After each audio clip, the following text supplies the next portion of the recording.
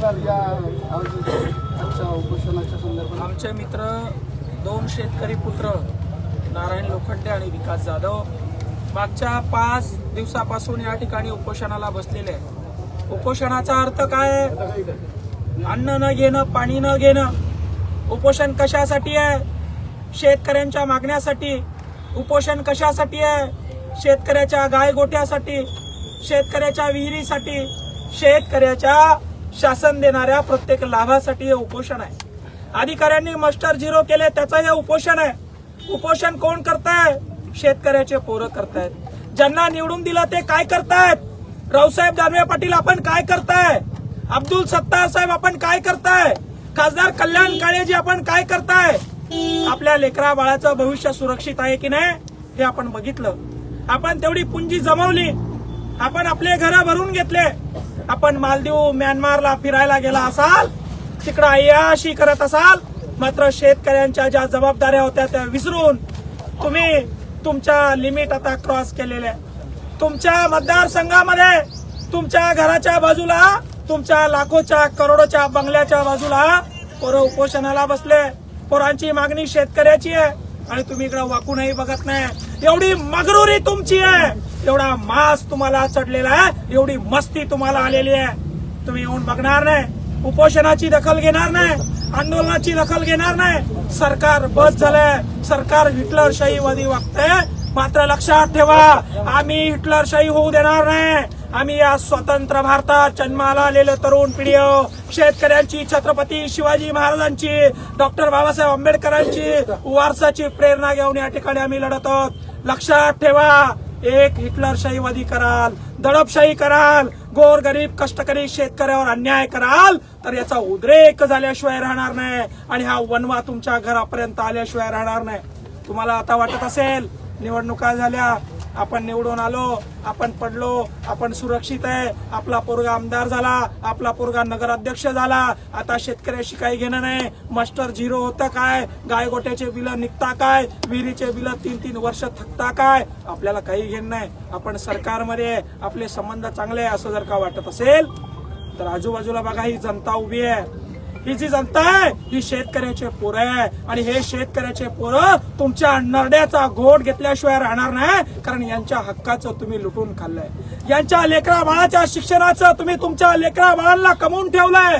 यांच्या हक्काच्या जमिनी, यांच्या हक्काचं उत्पन्न, यांच्या हक्काचा भाव तुम्ही तुमच्या घशात घातलाय आणि एक दिवस जर का याचा उद्रेक झाला तर तुमच्या नरडीचा घोट प्रत्येक शेतकरी घेतल्याशिवाय राहणार नाही. लक्षात ठेवा, शेतकऱ्याची थट्टा मस्करी तुम्ही करताय. आणि अधिकारी लोक इथल्या सीओला फोन केला, ते म्हणले कोण जरांगे पाटील, इथं कशाला आले, इथं का लग्नाचा कार्यक्रम आहे का? त्या सीओला माझं सांगणं आहे, इथं येऊन बघा. 5 दिवस झाले मुलं उपाशी बसले, शेतकऱ्यांच्या मागणीसाठी बसले. तुमच्या तहसीलदारांना निवेदन दिलं, तुमच्या व्हिडिओला निवेदन दिलं आणि ते जर का तुम्हाला माहिती देत नसतील, ते जर का तुम्हाला उपोषणाविषयी माहिती देत नसतील आणि तुम्ही जर का इथं येऊन दखल घेणार नसाल तर आता जसं डफडा घेऊन आम्ही तहसील कार्यालयात घुसलो, आता डफडा घेऊन आम्ही बीडीओ कार्यालयात घुसलो. या झोपेचं सोंग घेणाऱ्या सरकारला जागण्यासाठी आम्ही हे सोंग घेतलं. तर हे सोंग तुमच्या सीओ तुमच्या घरात, तुमच्या ऑफिसात, कलेक्टरच्या ऑफिसात घेऊन आल्याशिवाय उद्या आम्ही राहणार नाही. गोष्ट लक्षात ठेवा. तुम्हाला वाटत असेल शेतकरी शांत बसेल, शेतकऱ्यावर दडपण आणलं शेतकरी शांत बसेल, शेतकरी शांत बसणार नाही. जेवढा तुम्ही दाबण्याचा प्रयत्न करणार तेवढा उद्रेक इथला शेतकरी केल्याशिवाय राहणार नाही. ही गोष्ट लक्षात ठेवा. तुम्ही तुमच्या लेकरांसाठी जे केलंय आमच्या शेतकऱ्यांच्या लेकरांसाठी करण्याचं आमचं कर्तव्य आहे, म्हणून आम्ही हे करतोय. आता वेळ ही शांततेची होती, वेळ ही उपोषणाची होती. इथल्या प्रशासनाला माझी चेतावणी आहे, जर का आमच्या आंदोलनाकडं, उपोषणाकडं, आमच्या शेतकऱ्यांच्या मागण्याकडे दुर्लक्ष केलं तर तुम्हाला तुमच्या देखील कार्यालयात सोंग घेऊन आल्याशिवाय आम्ही राहणार नाही. तहसीलदारांना आणि बीडीओला जाऊन आम्ही जागं केलं, डपडं घेऊन त्यांच्या दरबारात त्यांच्या कानासमोर वाजवलं तेव्हा त्यांनी धडाधड या ठिकाणी पत्र काढले.